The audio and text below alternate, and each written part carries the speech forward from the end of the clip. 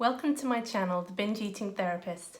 I'm Sarah, former binge eater turned psychotherapist, and my mission is to use this space to bring content to you that will help you understand your struggle with food and break free from binge eating.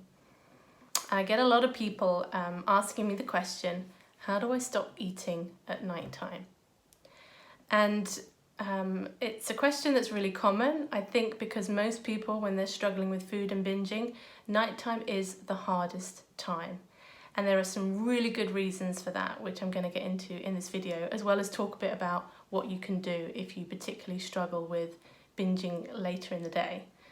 And from my perspective, when my binge eating first started, my night eating was off the charts. I mean, I could have a dinner at 8 p.m, a big dinner, go to bed, and I could actually wake up at 2 or 3 o'clock in the morning feeling, I want to say hungry. I could practically still feel the dinner in my stomach, but I would wake up at 2 or 3 o'clock in the morning feeling compelled to eat. And then I would be getting up in the middle of the night and eating a bowl after bowl of porridge or something like that. And that was a really dark time. And for me, I think because there was such a hormonal influence, I think, behind my struggle with food, at this time I had a lot of hormonal stuff going on, problems going on that hadn't been diagnosed yet. So when they were diagnosed and I started getting hormone replacement treatments for that, the waking up in the night to eat calmed down, but I still really struggled with eating in the evenings, sometimes eating quite late, and then struggling to sleep as a result of feeling too full. So it was definitely a problem for me.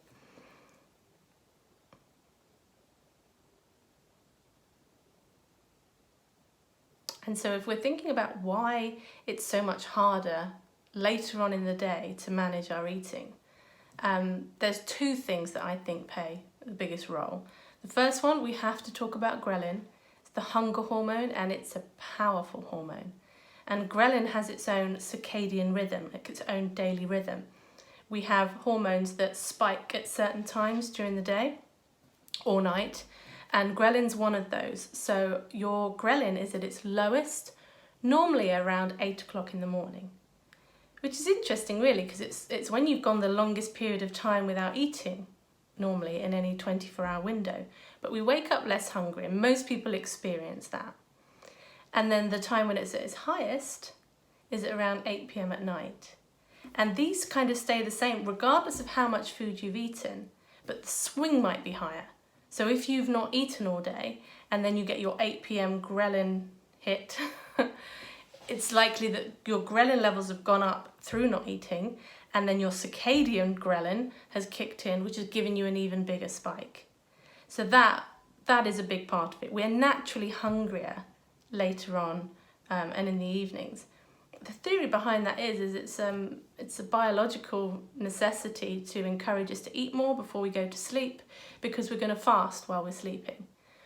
And it really goes against the whole diet culture messages around like that you shouldn't eat too much at night. You shouldn't, because if you eat and then you go to sleep, you haven't burned it off, and it's just going to turn into fat, and it's just, it's all a load of nonsense. And it's really unhelpful, because what it means is people are trying to follow the diet culture rules as opposed to what their own biology is telling them. Another reason why I think that evenings become such a problem for so many people is that we experience something called decision fatigue. We make so many decisions, these micro decisions throughout the day about everything we're doing. And that part, there's a specific part of the brain responsible for decision making, and it gets tired. So by the end of the day, when you've been making all these decisions about work or what to eat or like what to wear, anything, by the end of the day, like that part of the brain's quite tired. So your decision making abilities are impaired. So hopefully this gives you a little bit of an idea about why evenings are naturally going to be a time where the desire to eat more is present. And rather than trying to fight it, I wonder if we can make peace with that and not make it mean something terrible about us. People think because, well, I've been so good and I've been in control all day that I should be able to it was so easy to not eat too much during the day, so it should be easy to not eat much in the evening. Well, of course it's easier to eat less during the day because your ghrelin levels are lower and they're going to be higher later on. But if you do eat more during the day, that increase of ghrelin is not going to feel so intense, and the urge to eat might not feel as urgent. And there's something called nighttime eating syndrome. And it's technically an eating disorder, but it's also a mood disorder and a sleep disorder as well. So it's kind of all three rolled into it all at once. And they reckon it's actually quite common amongst the public. And so I also want to kind of urge you to be cautious about self-diagnosing. This video is just for informational purposes. And I think with a lot of these diagnoses, you can make yourself fit. But there are 5 criteria for nighttime eating syndrome, and you only have to meet 3 of these criteria. So I think a lot of people could potentially see themselves in it. So the first one is that you have a very low appetite in the morning. You're not hungry for breakfast, and most people with nighttime eating syndrome, most mornings they're not going to eat till midday or later. So their eating window has been pushed back, which then has an impact later on, as I've described, in the circadian rhythm. And then another one is that their mood tends to go down or drop significantly in the evenings. So it might be that you feel more depressed or you feel more anxious in the evenings, and that seems quite a significant change compared to how you might feel during the day. Another one of the criteria is that you eat at least 25% of your caloric intake between dinner time and bedtime. So you tend to, proportionate to how much you're eating during the day, you're eating kind of like a substantial portion or daily quota of your food is in this smaller window later on in the day. And another criteria is that you have trouble falling asleep or staying asleep. So there's some insomnia there. And the last one is that you have a belief that eating something is necessary to fall asleep or to stay asleep. So out of those 5 criteria, you only need to meet 3 of them to have nighttime eating syndrome. And so if we look at the people who are most at risk of experiencing this, they are people with a history of anxiety and depression, because mood has such a role in the way that in the way that we experience our circadian rhythms, and hormones are impacted by our moods. So that makes it more likely. If you have a disordered relationship with food or an eating disorder, this can be an add-on to that, it's more likely. And they also think that there's probably a genetic component as well. They found a gene, the PER1 gene, which always makes me laugh when I see it written down because it looks like peri, as in peri peri chicken. That makes me think of Nando's. I'm looking forward to having a Nando's when lockdown's over. So there's a few things that might make it more likely. So it means probably then the kind of people that I'm talking to who struggle with binge eating, this is much more likely to be around as well, this nighttime eating syndrome. And of course, as I said, it's a mood problem, it's a sleep problem and an eating disorder. That means it's, in order to improve it or to recover or move away from nighttime eating syndrome, is going to involve a 3-pronged approach.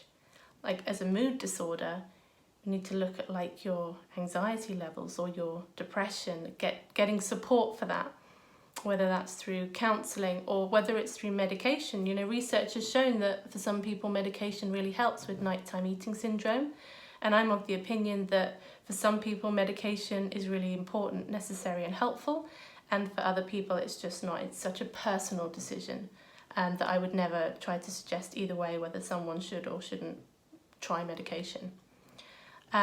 Because it is also a sleep problem.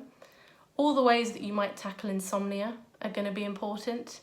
So things like having a consistent bedtime routine, a way to wind down at the end of the day, reducing screen time, reducing light levels in the evenings if you can, Getting out in the mornings into natural light, into daylight, really helps kind of balance out our circadian rhythms as well. So anything that's going to help with your sleep is going to also help, because with people who are binging in the evenings, they're not sleeping as well. So then they're more tired during the day. And we know that feeling tired increases our cravings, particularly for like simple carbohydrate foods, things that are going to give us quick energy, are what we're drawn to. And then of course, if we look at the disordered eating part, I mean, that's probably why you're watching my video, or you've watched any of my videos, because you're trying to make peace with food. You're trying to get to a place of wellness with food. Because if you're caught up in this restrict binge cycle, evenings are always going to be the hardest time for you, because biology makes it the hardest time. But it's only the hardest time because there's a fight going on with food. So it's really about that idea of prioritizing. And I appreciate this is not a quick thing, but prioritizing, making peace with food, finding out for you like what works, being willing to eat more during the day, and just play around with it to begin with. You know, try it for a couple of weeks. If it doesn't seem to help or doesn't like it, always know that you can go back to old behaviours.